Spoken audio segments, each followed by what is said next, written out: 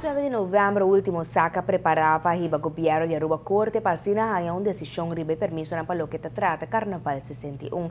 Esse aqui na dado momento queda cancelar para qual razão agora tem fecha novo estipulada para assinar resolver o caso mirando que dia não tá passa e Carnaval tá cada vez mais cerca.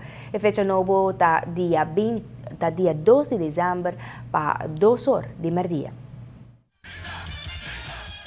Sakta hiba gobyerno de Aruba dilante pasina llega a una decisión riba diferente permiso que queda pedir para lo que trata Carnaval 61, pero que ainda no hay clarificación.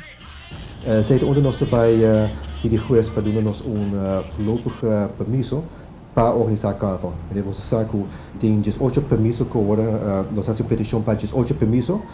Nós não há nenhum contexto arriba, nenhum tem 18 permiso não. E você nos pede juez, pessoa o tempo está correndo. O primeiro evento mesmo toma lugar dia 3 de januário.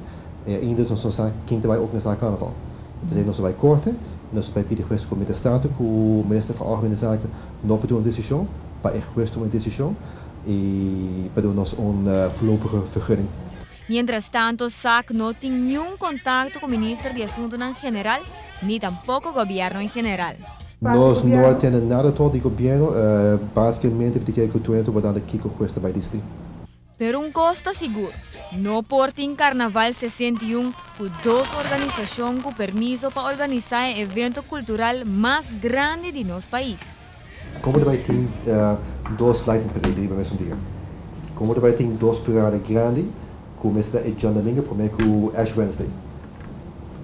É não é possível. Você vai ser em Boulevard dois pianos, você vai pôr uma sneakers ou uma praia.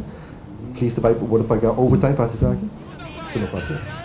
Para Notícia Boa Noite, a mitad de Simon.